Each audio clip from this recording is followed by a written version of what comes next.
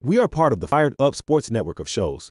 Please check out other Fired Up Sports Network podcasts like the P-Lot Pod, Water Cooler Talk, Bell Smashers, Philly Sports Love and Pain, Drunk on Broad, Beer Battered Sports, and the Fired Up Sports Show, which are available on all major podcasting hosting sites and social media.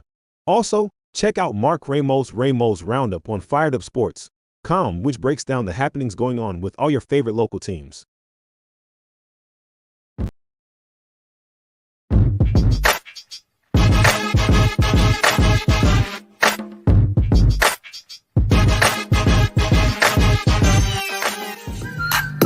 The Philadelphia Eagles are Super Bowl champions. Swing and a miss, struck him out. The Philadelphia Phillies are 2008 World Champions of Baseball. Ladies and gentlemen, the Flyers are going to win the Stanley Cup.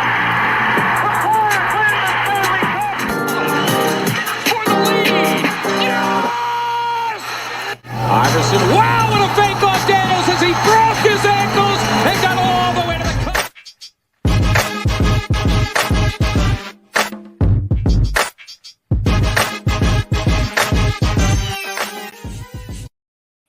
Well, welcome in.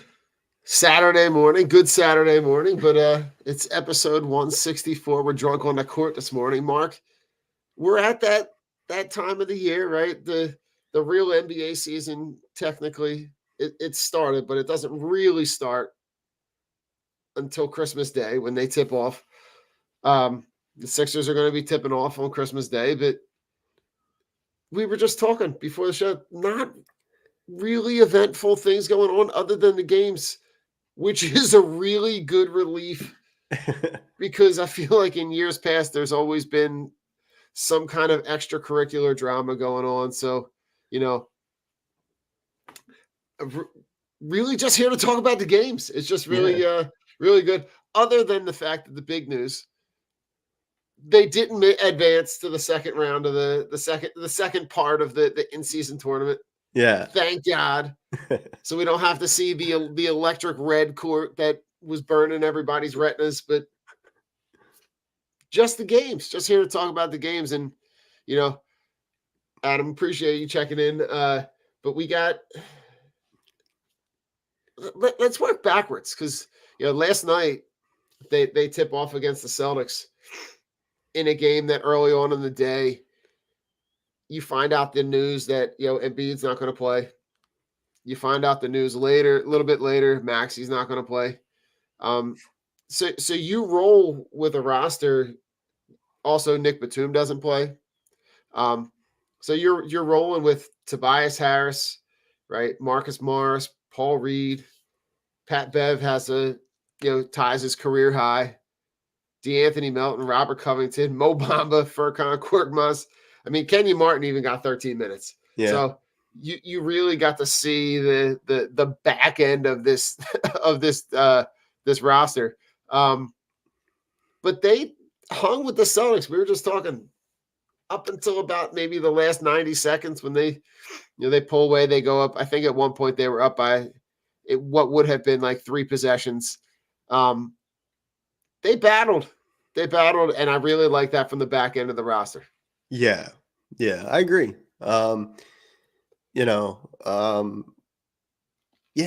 mean, coming into that game with Boston, you realize you don't have Joel and Tyrese, as you said. There's no Nico Batum, no Kelly. You're kind of looking at a lot of the depth. And I thought that was a really, even though it wasn't star for star matchup wise, that this was a good measuring stick game for the Sixers to kind of see like where this depth is at. And they were really, really encouraging, I thought, in that game. First of all, I mean, the game started, I think, in really the first half. I mean, like, nobody was playing defense. I mean, it was just kind of, it kind of looked like just a pickup game, out there, a little Rucker court action. Yeah. And, and I'm like, starts off that way, and I'm just kind of like, it's gonna be one of them nights, huh? And it's like, Yeah. but like they really kind of come alive as the game kind of progressed, and yeah, I mean, it was a lot of these like roster guys on the peripheral of the roster, but they're gonna play roles, a lot of them, and you know, I mean, Pat Bev almost goes for a triple double in that game. He had 26 points, but he was really he was on in that game. And I think especially it's funny because you would think that wouldn't really be a big deal for a team like the Celtics, but I mean, like Tatum was like uncharacteristically, Yeah. I don't know, like ornery last night or something. Like he gets thrown out at some point. I mean, he did get teed up earlier in the game for jaw jacking a referee, and that kind of seemed like, I don't know, you don't really see him do stuff like that. So I kind of thought, oh wow, like it there was kind of some I think maybe there was a lot of pressure on them to come in here like, oh, like they don't got Tyrese or Embiid. We really can't drop this one. Right. And there were times in that game where, like, I mean, it really looked like they could, because the Sixers were really kind of they were taking it to them a little bit. Yeah, it's almost in a sense where you take them for granted. Yeah. You say, all right, well, they've got 3 out of their starting 5 that are not going to play. Yeah, 3 of them, the most recent starting 5, right? Kelly Oubre, we get the news that he's probably going to be back sometime next week from the injury that he suffered a couple weeks ago. But you almost like this. It's one of those games where it's like, the Celtics see Embiid's out, Maxi's out, right? Batum's not going to play. You be like, all right, we got this. Like we can kind of roll through this. But I mean the stuff that I saw from Pat Beverly last night, kind of it made me feel like it was the kind of thing that I thought we were going to see from PJ Tucker, that we just kind of never did. Like you saw him kind of like, do what I would refer as like he gets kind of like yoked up, like he's flexing it, and like he gets that like stare through your face kind of like look on his face, like I loved that from a vet, right? It's that vet presence that gives guys like the guys on the back end of your roster, like a guy like Paul Reed who plays 21 minutes last night, right? It gives them kind of a good look into how do I be involved and stay competitive in a game where, to be honest, we really don't have any business. And it was like this was like the old guy vet roster, right? Yeah. You had Marcus Morris plays 28 minutes, right? And I thought Marcus Morris, he hit some tough shots too, like tough cup jumpers, and he really did. He played really well. It played really well on the wing, right? Hits a couple of like key shots where Mo Bamba has the one stretch where he gets for 7 straight points, hits a couple threes. Like you just got contributions, and in a game where you lose, you lose, but you see a lot of good production out of these guys, which I'm super happy about. I got nothing to complain about last night, because you had that's one of those games where I think the standard line online is like that's a scheduled loss, right.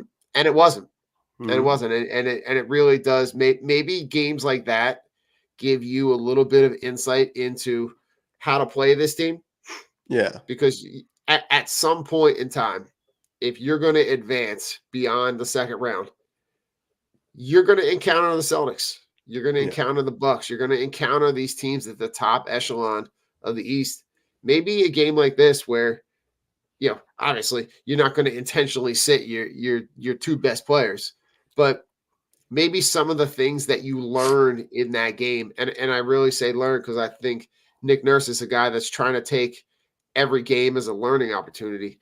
Yeah. Maybe that gives you a little bit of insight into like how I can match up with their guys with guys that I know that I have on my roster that have better talent. Yeah, yeah, and it was, you know, I didn't even mention D'Anthony Melton, who also went for 20 in that game, and he also Right. hit some tough, um, you know, which I think sometimes you just want to see from guys. Like there were some moments there where just off the dribble, he just goes to the rim, draws some contact, makes some difficult layups, and Yeah. um, i- that was nice to see. I think if I was, it's hard to be critical of it, but considering that they were shorthanded coming into this game, Right.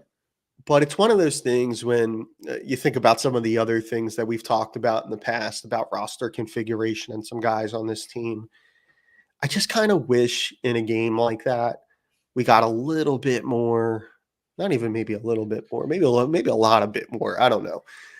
From Tobias, there was some late layups, getting stuffed at the rim. He just I he can't. always leaves me wanting more because there are nights where he looks really good Yeah. and you see the talent that people often say he possesses, which I'm not trying to be, um, I'm not trying to be, smart by saying that, but it's just like we just don't see it enough. And I have to agree with you. Right. Like yeah, on a night where you look at the guys that got minutes, he's obviously the most talented player out of that group. right. And he was your fourth leading scorer. Right. Like that can't happen. Like Right. and it sucks because it almost reinforces like that he's a third, fourth option on a good team. Right. The plays that you just described, I mean, he has the one stretch where the one possession where he gets blocked by Al Horford twice on 2 consecutive attempts, Yeah. gets blocked on a concurrent possession maybe a couple minutes later. Yeah. Like in that fourth quarter, I think he had four attempts at the rim blocked. Like that, you either have to flush it and take whatever's coming, or you got to go up trying to get fouled. Like you cannot go up in that stretch and try to make this like make it look pretty. Like because Right. at that point they were going back and forth. They were some of those possessions they're within one possession of taking the lead or maybe extending the lead and maybe putting Boston in a spot where maybe they're up 4, Right. right? Where you make it a 2 possession game for them. And when that happens, we always used to call him Tobias the friendly ghost. Like, because in those moments when you need him most, Yeah. it feels like he disappears. It feels like he's just not there. And I don't know. There was a moment on the broadcast where it was during one of the possessions, Paul Reed, one of his shot attempts, and they were talking on the broadcast. I mean, like Paul's like working on a guy. I don't remember who it was. It was a mismatch, I believe. Like down low, and he kind of fades away with like a short jumper. And the broadcast was kind of talking about like, hey, you're working in a matchup there, like where you have like the size and physical advantage. You don't need to fade away there. Right. And just using that as an example, I often think that we see Harris do that a lot, where he has the physical tools to like as you mentioned, like go to the rim with authority and finish strong, and maybe you get the bucket and the contact for the foul, or maybe you just get the draw the foul, but you get to the line. Often we see him stop short in the paint often, and like he'll hit the front of the rim as if he's not like giving it enough to get it up and over into the cylinder. And it's just it's weird because and I don't want to rag on him because there wasn't like a lot of it's just like as we kicked the show off, it was one of those things where Yeah, you're in a tough predicament anyway, but he just it leaves me leaves wanting you more. it leaves you wanting more. Yeah, Yeah, I'm like we're like I don't know. And Adam, I think your point yeah, is very accurate. Into like he does play yeah, well off of the energy that Maxi and Joel bring. Right, he's not right, great at creating his own shots. He's not great at operating out of the post in space.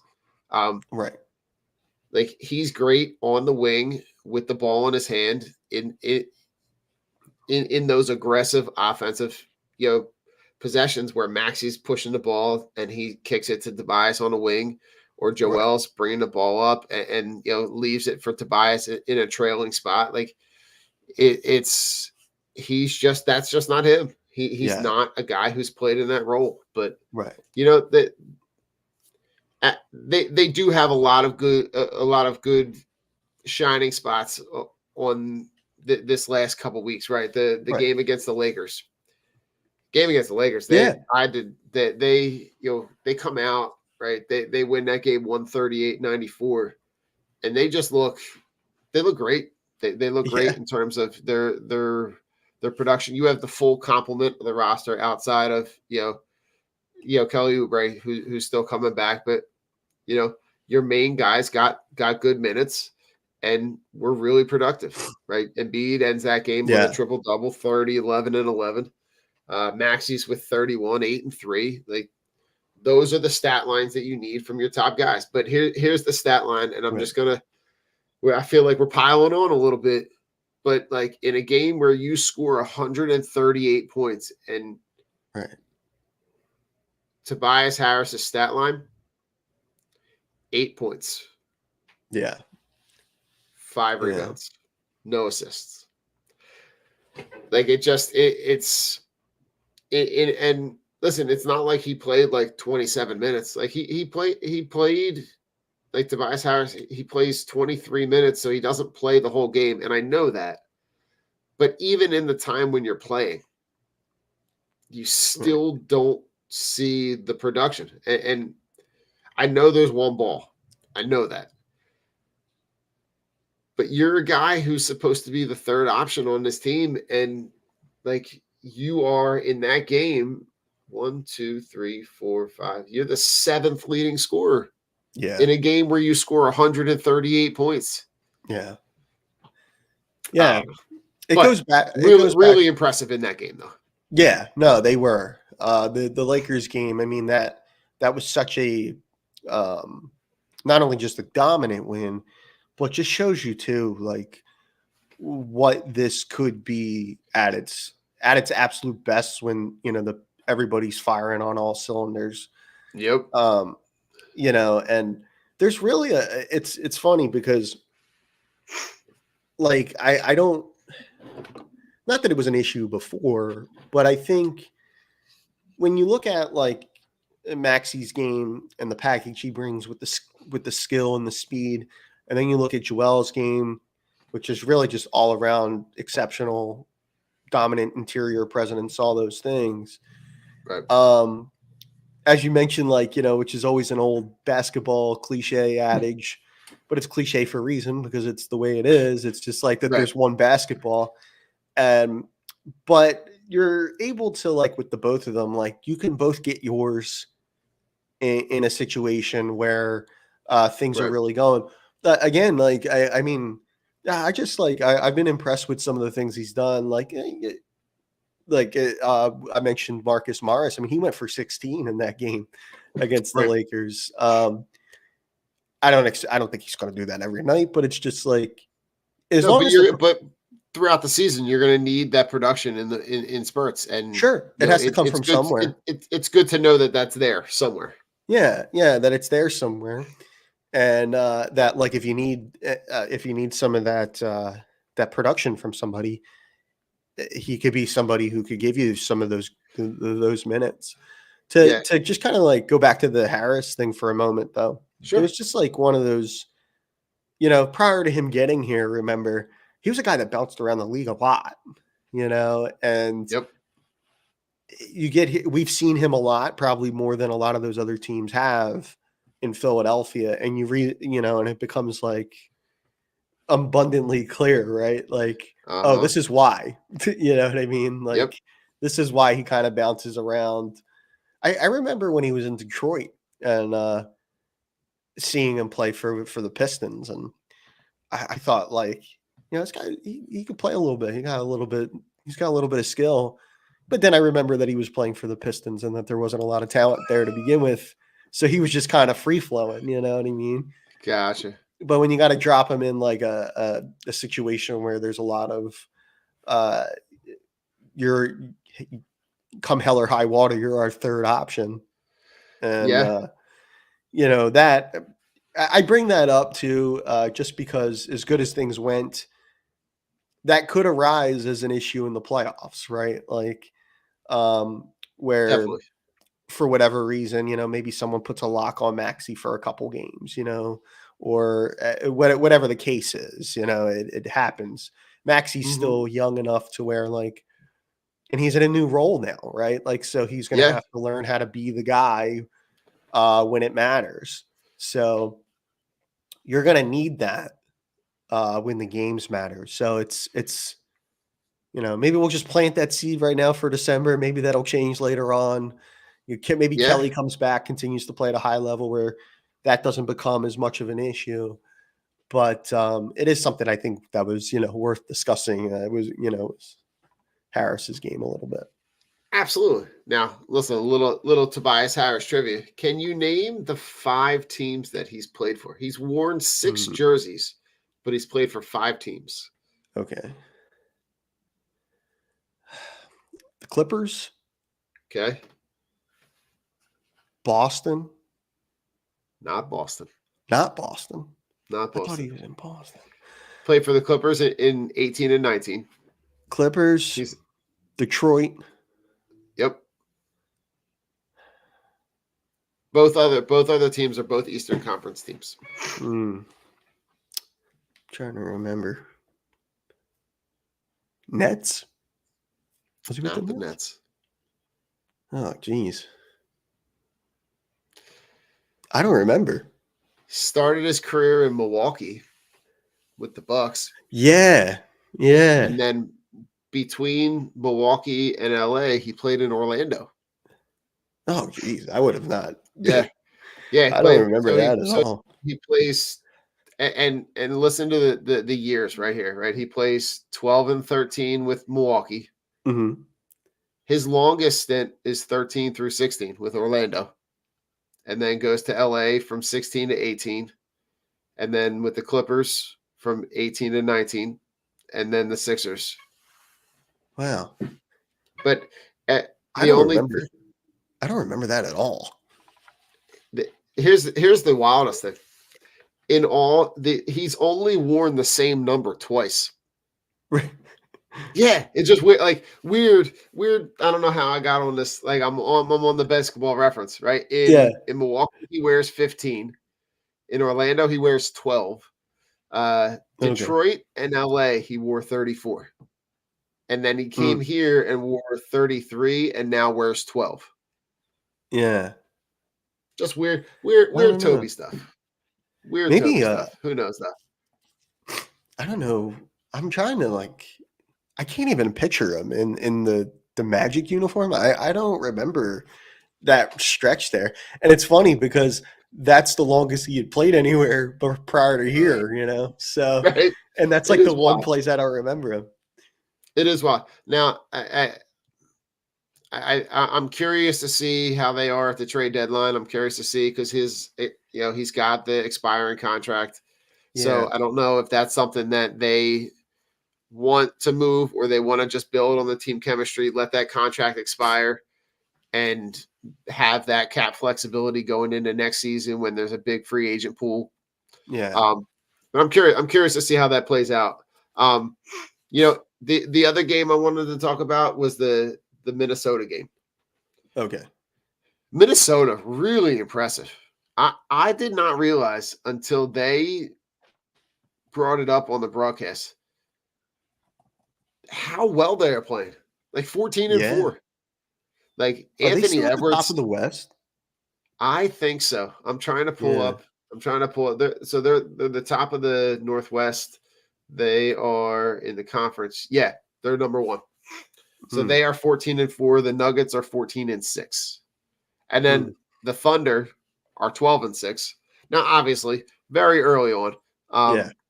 But Anthony Edwards is a guy who is really, really, really just playing well. Playing well, really impressive on the offensive end. It seemed like they were able to get some stuff working in that game where you get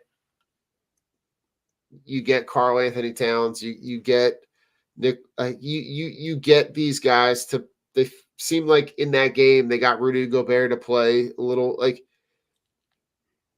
they just figured it out. But Yeah. seeing that young core in Minnesota play really well was really impressive. Yeah. Yeah. They're uh I like remember when they made the Gobert trade and everybody's like, the hell? Like it was Right. such a weird, like they already have Towns. What that doesn't seem to make any sense. Right. And What are we doing here? yeah, and I think last year they were kind of just like mediocre. Mhm. But yeah, I'm with you. I'm really just I can understand. I'm sure the frustrations over the years that have mounted in Minnesota if you're like a big time T-Wolves fan. Yeah. And but fear not because Ann Edwards is there now and he has that you can't teach it. I think it's just one of those he doesn't there's just like there's like not liking the lose and then there's like keep you up at night. I don't, you know what I mean? Like Yeah. staring at the Like ceiling. I Kobe-esque, right? very, Like very, that I'm gonna stare right through you, but I'm mhm. also gonna be up all night thinking about the one that I missed. Even though, Yeah, like, if I look at my stat line and I end the game with 31, 6, and 6, I'm thinking about the 3 possessions where I could have scored 40. Like yeah, it looks he looks and he was young when he came in the league. Looks mhm. like his body is starting to fill out. Like can jump out of the building. Like really seems like a guy that could be on the turnaround for this team. Yeah, and not all that dissimilar from what we have kind of going on here, right? Like Yeah, absolutely. Embiid's like a much better all around player than Rudy is. But when you consider like the interior presence and then having a guard with like all these skills, Right. they kind of have the same thing going on there, I think. One of the interesting things is like seeing Towns play, kind of settle into that secondary scorer role where like, here's a guy, right? Always had the talent. I think a lot of people's perception was that it was upstairs, right? That he didn't have Right. the brain for it or Right. uh the basketball brain. I'm not calling the guy stupid. I'm just saying. No. And it's just like he's really kind of settled into this role where he's like he's trying to be everything Ant needs out there. And now they're getting Yeah. results from it. And Yeah. that was not a thing that I had foreseen just because, Gobert's making so much money. And Yeah. it's just but if you're getting defensive player of the year type defense from him, you can kind of talk yourself into it. He went for a double-double, I think, in that Sixers game, if I remember correctly. Yeah, I'm gonna pull up the stat line. So Karl Anthony Towns 23 and 11, Rudy Yeah, Gobert 13 and 11. yeah. So, you know, um, yeah, Shake and Milton with 12. Shake Milton, former Former member of the funny God. story, actually. I when I was in college, I was covering Temple basketball. I went to Temple, Okay. and I saw Shake play for Temple and Southern Methodist. I was gonna Are in say the same SMU, yeah. conference. And Shake was a really good player at SMU, and I had actually seen him live a couple times at Leo. Was that Larry Brown? Was Larry Brown the coach I at don't, SMU at the time? I don't remember if he was. I don't remember. I don't know. This That- is that might bother me a little bit this was if I can't Shake's. remember it. But I This want to was say, definitely his last year there. gotcha. Okay, Yeah. but looking forward, right, to Mhm. wrap this up. Sure. You're going to have games this week coming up: Wednesday against the Wizards, Friday against the Hawks. Then you're going to play the Wizards again on Monday. The Pistons, the Hornets, the Bulls. You're going to have a chance to set aside some wins in this next stretch. You're probably going to get Kelly Oubre back on Wednesday, if not Wednesday, Friday. Yeah. What does this team have to look like in this next stretch of games where the hardest game that they're probably going to play in this next stretch is going to be against the Hawks? Yeah. I was just smiling there as you were mentioning, like playing the Wizards twice. Like, what a disaster they are. Yeah, that's And bad. They're going to play the Pistons back to back too. it was funny because when they made the move to bring in Jordan Poole, because Poole was such a, you had seen in Golden State, like, Yes. he was like one of those guys where like you'd watch him playing, you're like, maybe there's a little bit more there. Maybe there's an opportunity to, flourish in a role where he can be like more of an essential part of an offense, because you're not going to be in Golden State with good reason unless, you're better than Steph Curry, which few are. Right. So when he's gotten to Washington, and I mean I've been looking at some of not that I'm watching the Wizards, but I see some of those stat lines, and geez, like you're talking like some nights 2 for 19, like just absolute disgrace out there. Kuzma's his the Robin to his Batman, and it's like, it's Kyle Jeez. Kuzma, you know what I mean? And it's Mark, just think about the state of DMV sports, right? Yeah. That metro area where you've got the Wizards, who are irrelevant at this point. You've got the Nationals that are at the bottom of the barrel of the NL East. Yeah. You've got the Commanders, who are under new ownership, but same new owners, same Commanders. Yeah. The Capitals are kind of like Yeah. that gotta be tough. does it. That's gotta as a team, or as a fan of a teams that have we've got the 4 sports, and each sport is there are positives to find for each sport, some easier than others.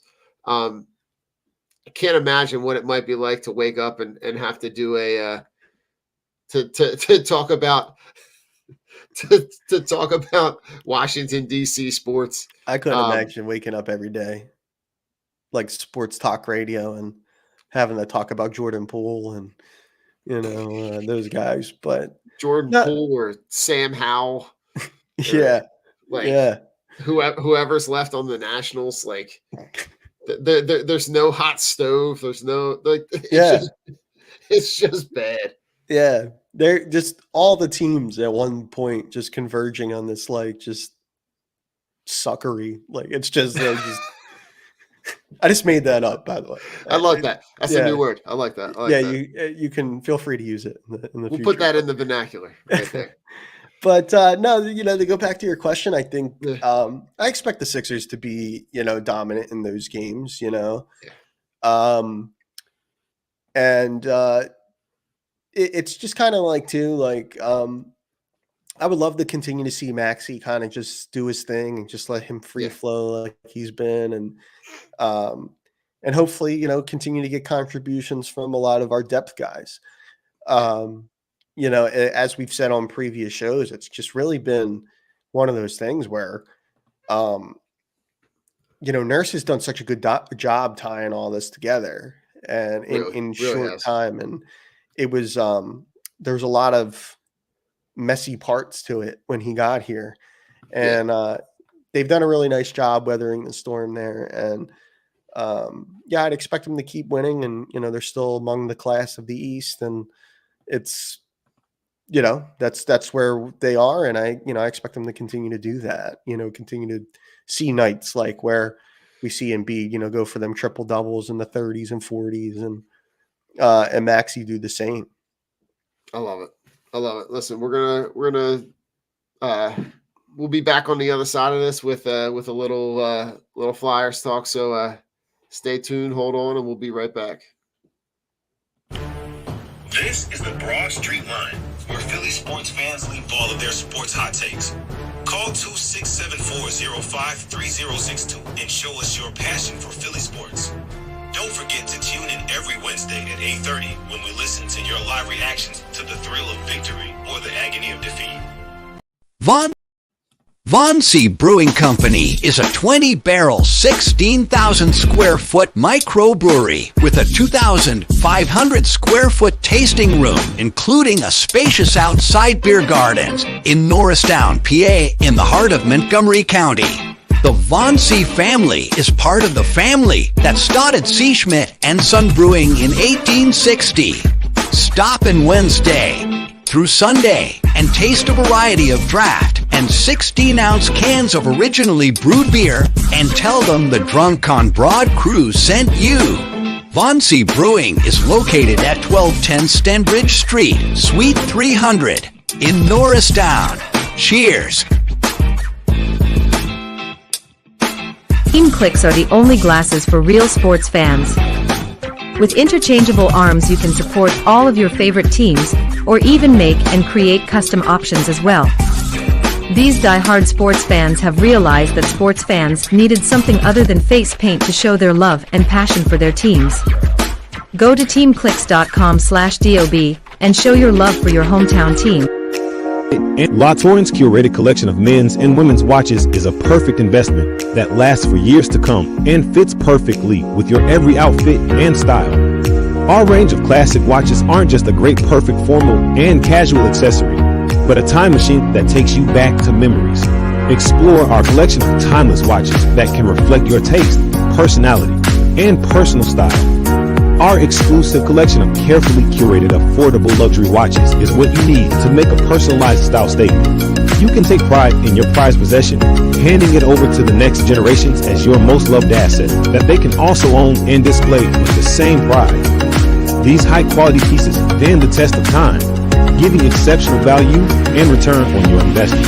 Go to la-touraine.com and use code DOB at checkout and get 10% off.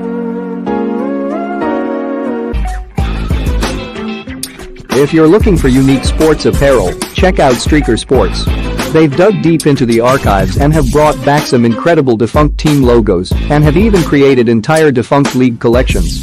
They also have collections paying homage to sports culture, including the Miracle on Ice, Slap Shot, Caddyshack, the Mighty Ducks, and even have a license with Wiffle Ball and USA Hockey. Only for Drunk on Broad listeners, use code BROAD at checkout to get 10% off anything at streakersports.com.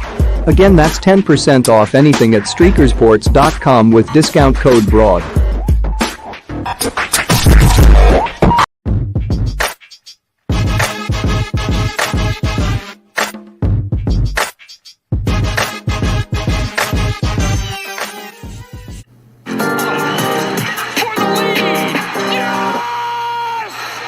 Iverson, wow, what a fake off Daniels as he broke his ankles and got all the way to the cup.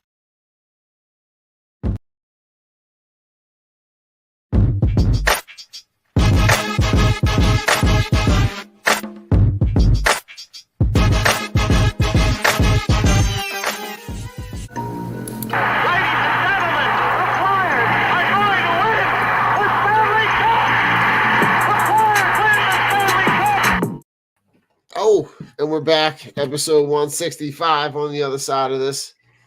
Mark, Flyers looking really impressive.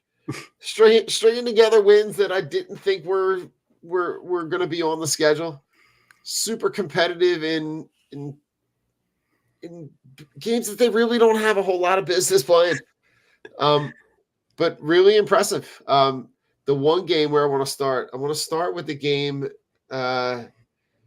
Where is it? The game. So November 15th against Carolina. Carolina, okay. 3-1. Yeah. I mean, really impressive. Like they get this. They're getting contributions. I mean, I feel like this is like a broken record. I feel like every time we come on, we're talking about they're getting contributions up and down his roster. And from guys that I really didn't think they were going to. But they go into Carolina and look really, really impressive. Like almost start to finish, looked like they had control of this game, right? They go up by 2 in the first. They get 2 goals early. But they win the game 3-1. And Carolina's a team, right? They're 9-7. They're not lighting the world on fire early in the season, but they're a really good squad. Yeah. And they're that was a really, that's a tough game. I think that's a tough game to go into Carolina and stuff and try to compete with a team that really likes to just kind of pressure you all over the ice. Like they're a very attack oriented group, and the Flyers did really well in that game. A number of guys I think ended up having points in that game. They got contributions from a lot of different players. And, that part's been, pretty exciting this year. Just knowing that they're going to show up and the game's going to be competitive, even if the talent levels are a little bit of a mismatch. Right. I mean, like to go into that building and to compete with that Carolina team, there's a few teams in the Flyers division this year too, where a lot of teams are off to kind of slow starts. Carolina being one of them, I think. And I mean, they've been, it's really about the whole underlining process and from a structure standpoint, like what they're able to accomplish within this structure of, really just defensively conscious, and like at their best, they're really defensively conscious. So it's been good. You're gonna earn every point. Yeah, right? You're gonna earn every point, right? And then we're probably gonna skip around a little bit, but to go to the one of the most recent, game, the game against the Devils. Yeah, but the Devils are another team, really good, really talented. You see that young talent jump off the roster, but they battle in that game. They battle. They come back. They score a goal to tie it late to send it into overtime. So you're getting a point in a game where you had every right to just kind of like mail that one in.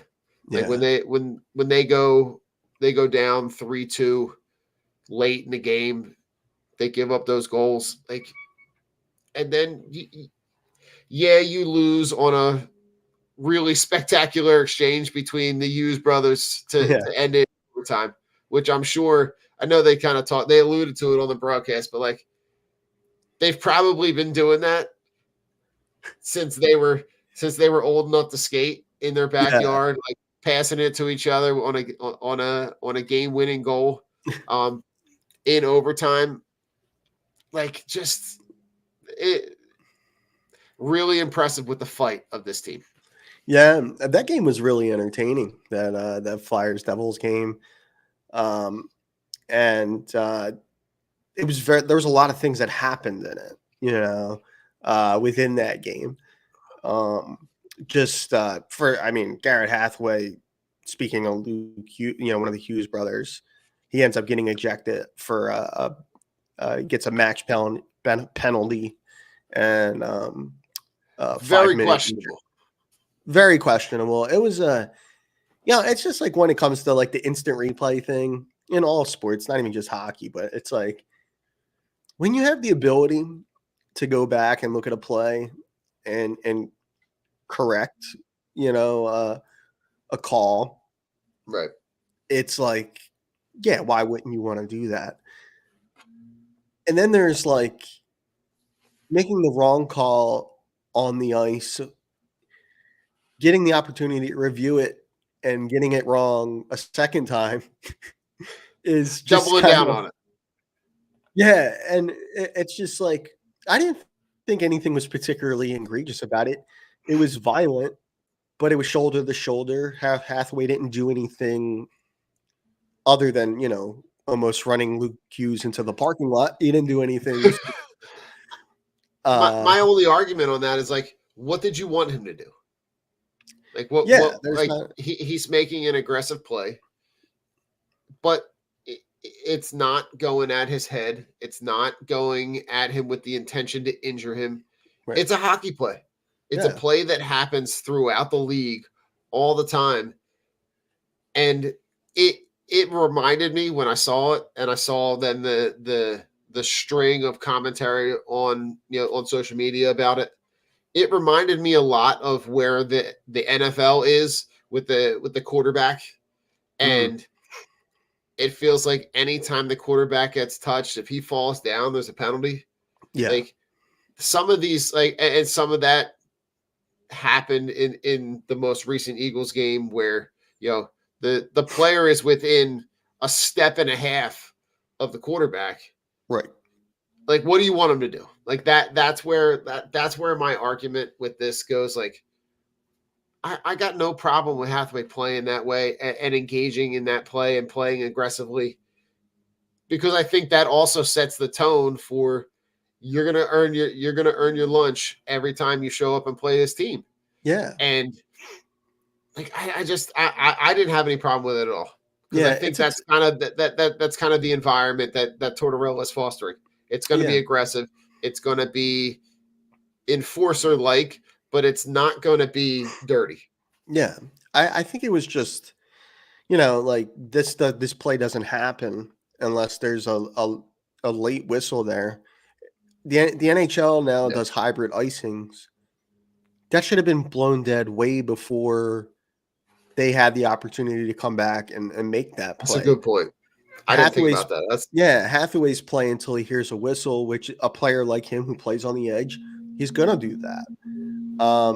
And as far as like the contact or like anybody saying, I'm not trying to be like super, whatever about it, but as you mentioned in football, contact with the quarterback or, or a play like that in the NHL.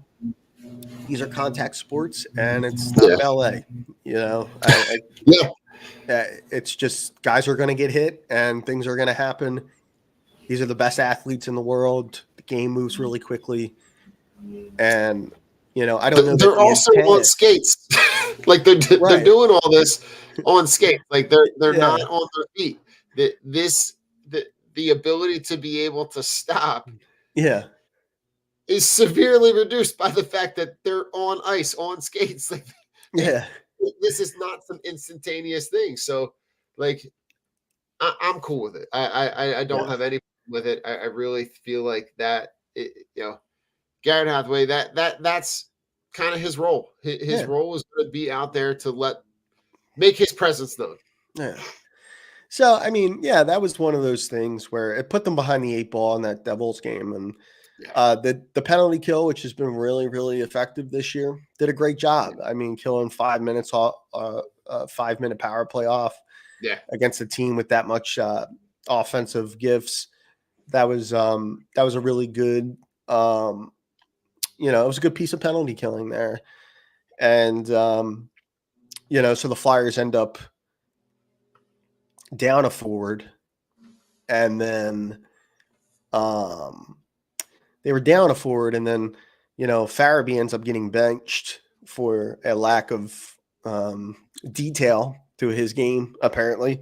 And so the Flyers end up playing 10 forwards in that game, still end up coming back and losing within, the overtime thing, regardless, I was really, encouraged to see them bounce back and play hard Yeah, absolutely. and tie that game up late. And you win the face-off, the initial face-off in 3-on-3. Possession's such a big part of it.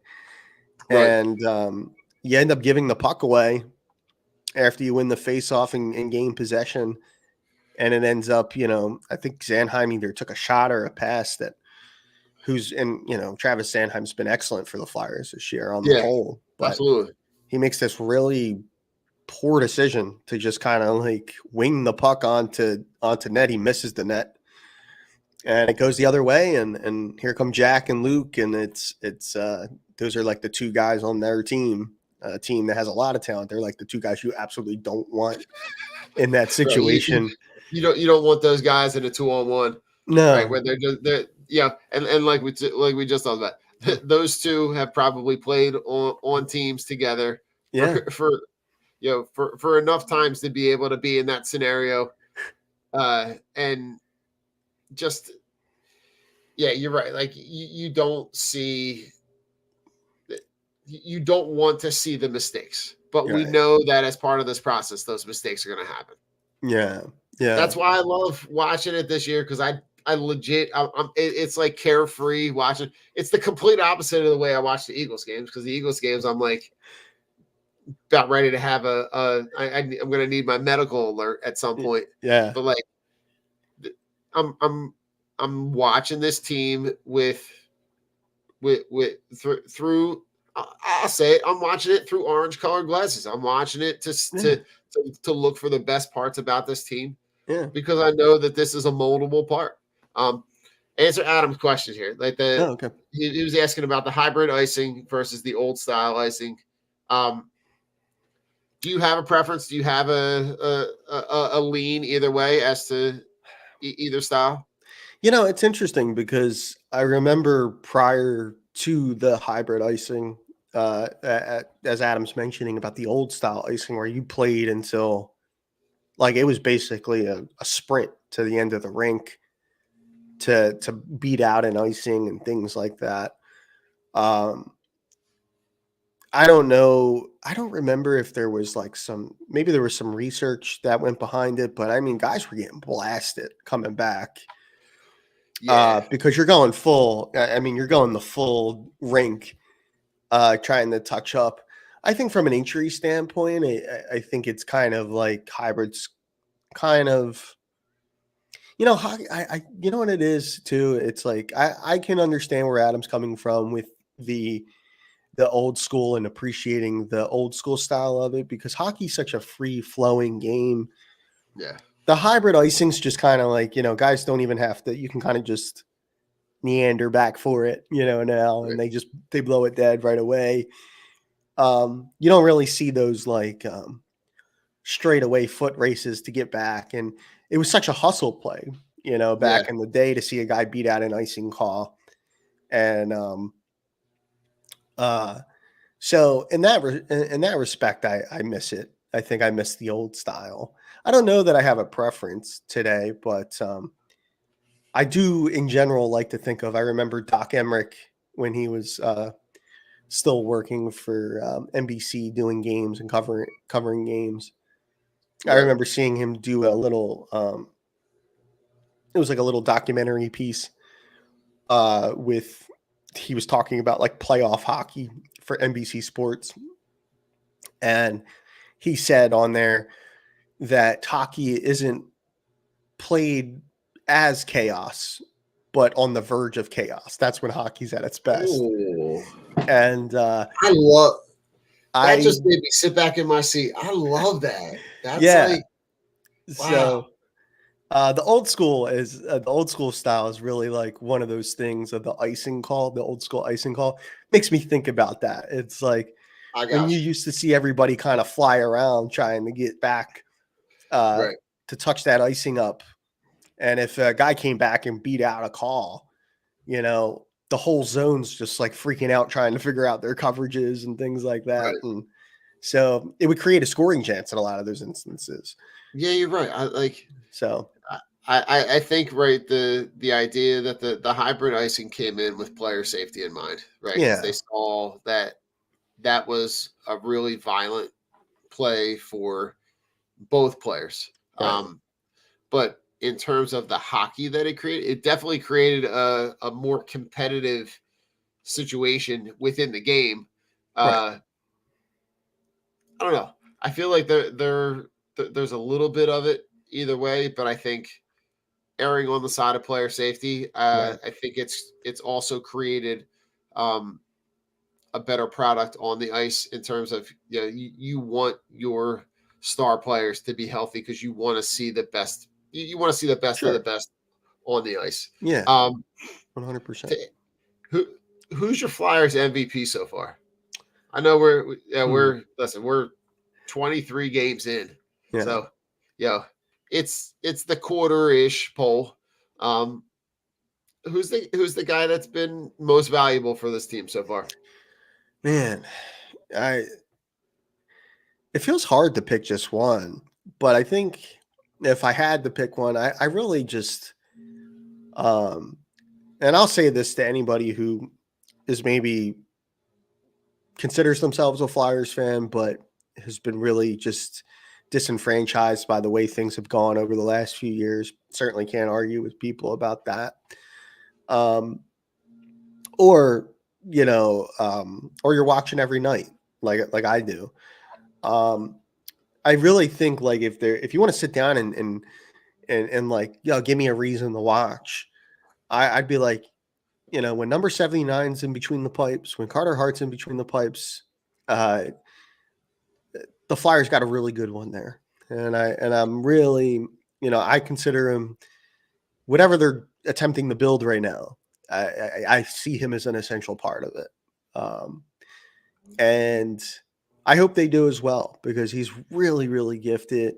The Flyers are not anywhere near being, a defensive juggernaut, but he covers up even a team that's trying to like build this culture and a structure and all these things, all these buzzwords they like to use.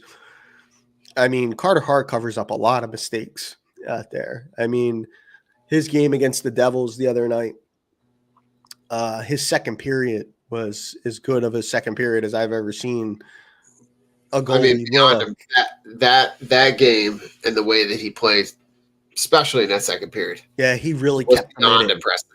Yeah, he really kept that game. I heard Jonesy talking about it on post game. That game very easily could have been 5-6, like 5 or 6. Yeah, they could have easily put up 5 or 6 goals in that game, and the fact that he kept it to 3, just wild. And that was going to be my guy, my guy, like Carter Hart. Like, he's just, and when you look at this roster, top to bottom, right, that is the cornerstone that you are building this rebuild around. Yeah. With that in mind, knowing that when this thing turns around, when you're able to get it to 3 to 5 years from now, he's still got to be the guy, because he's still young, right? He's going to be in his mid-20s by the time this thing turns around. Yeah. And we've talked about it before, that the really sweet spot for goalies in the NHL, right, is that mid-20s, say 26 to 29, where they're really hitting their stride. They're not young guys learning the game. They're established vets. But just to go in a different direction, I'm really, really happy with the overall young talent.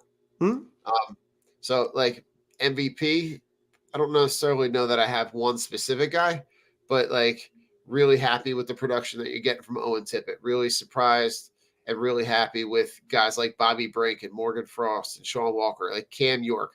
These guys are really embracing that persona of like, I'm going to come in here and earn everything that I've gotten.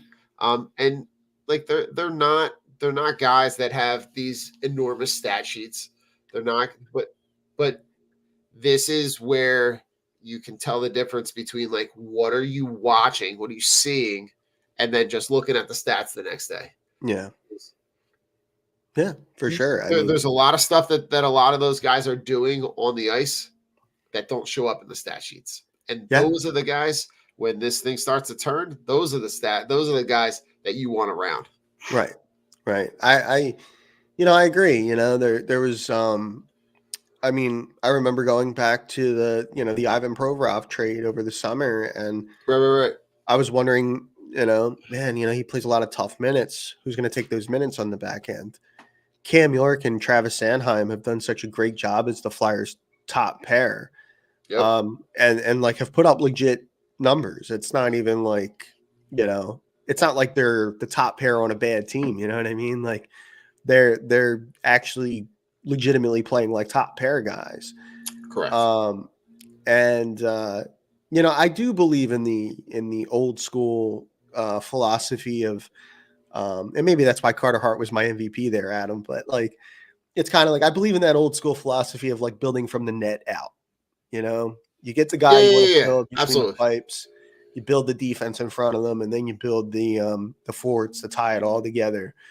When you're in a situation like the Flyers are, you need talent everywhere. You want to try to grab as much of it as you can, and it doesn't really matter, irregardless of position.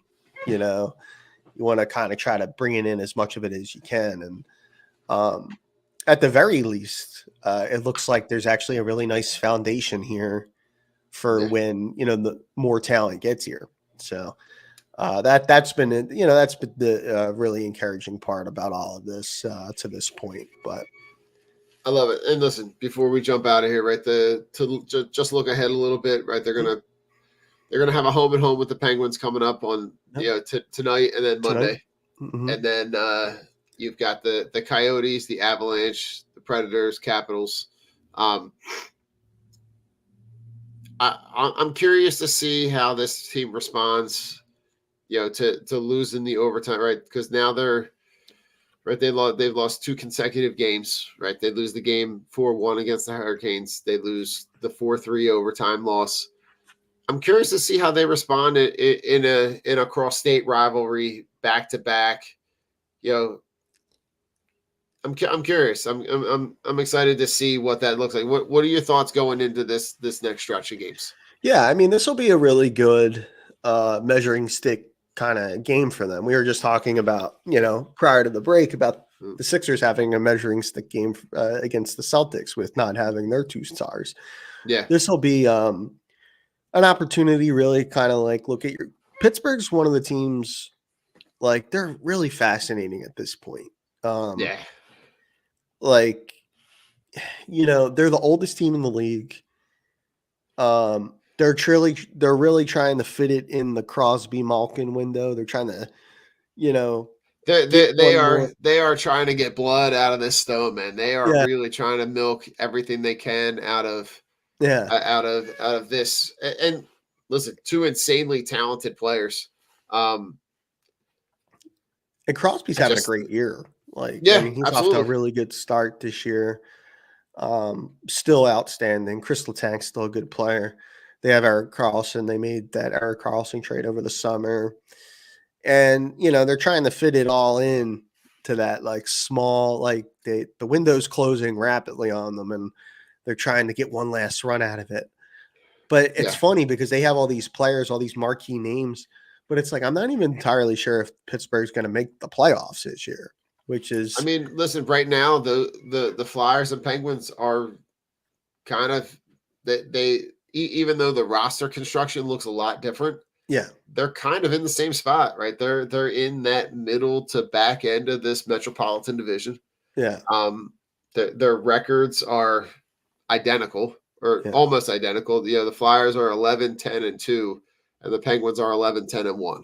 Mm-hmm. So they've had very similar starts to the season, but I'm curious to see, right? Because they're coming off 2 consecutive losses. They're going to play a team back to back, home and home. I'm excited to see how this team responds, and just it just further reinforces this idea of just like tuning in to just watch and just watching to see how they respond. but really not going to get angry either way. Just Right. want to see what the DNA of some of these players are. Yeah. Yeah. And that's really what right now, I mean, that's what it's supposed to be all about. And, you know, it's funny because I may have said this on other shows. I don't remember, but, you know, it's a fun time, like where like I sit down and watch them. Like you were mentioning about the Eagles, like kind of hanging on every snap. And when the Flyers are good, that's kind of how I watch them. You know, I was 18, a senior in high school, in 2010 when the Flyers made their run to the Stanley Cup final. And, you know, even at 18 years old, I thought at the time, I was like, you know, if I like plan to live till I'm 100, this playoff run, I'm probably only going to live till 90 now. Like, it took 10 years off my life, that entire run. Like, Yeah, you know, you're when you not go lying. back, you go back to making the playoffs on the last day of the season in a shootout against the Rangers. I mean, that making hockey history against the Boston Bruins in round 2. I just, you know, Roy Halladay throwing a perfect game in Florida. I was and just game 1 about of the to Stanley. say. Like, I mean, I was like, I can't. I'm 18 years old. I have this like epiphany. I'm like, I can't live like this. Like, how am I going to? no, like it really does say like it's going to take years off my life. Yeah. And listen, in 2010, right? I'm looking at this going, this is the kind of playoff run I'm in for, right? Like Yeah. that you had almost no expectation of anything, right? They sneak in, Yeah. like, but the fact that and then the way that it ends, right? But like you have like the Roy Halladay game on the same night, like you have the no hit, you have the perfect game, like it all was just it all converged all on Yeah. the same spot. And then to go back and look at the way that series ended. Yeah. And it ends almost prophetically on, because the goal was scored by, you know, a guy that you potentially could have had You could have were you to be on the other side of a coin flip. Yeah. Like, just like that mind that and the way that the goal was scored, and it wasn't really clear right away, and everybody's celebrating on the ice, but they're still saying, did it go in? And Yeah. you're literally hanging on by a thread. Yeah. And like the goaltending that you got Right. in that playoff run Yeah. from Brian Boucher and Michael Layton. Yeah. Like both and now like I'm pulling back up the Wikipedia stats from that playoff run. Like they both played a lot. You know, Michael Layton played 13 games. Brian Boucher played 12. And I think they both got hurt like throughout that run. Like the other one was playing a lot because one of them got hurt. Layton played the rest of the Boston series because Bush went down early in that series. Wow. But like their goals against were 2.4, 2.46, 2.47. Like, it's weird that they had both like identical runs. All right, you ready for this? The points leaders in that playoff run. The guy who had the most points in that entire playoff run was was it Briere? Didn't Briere have it? Was.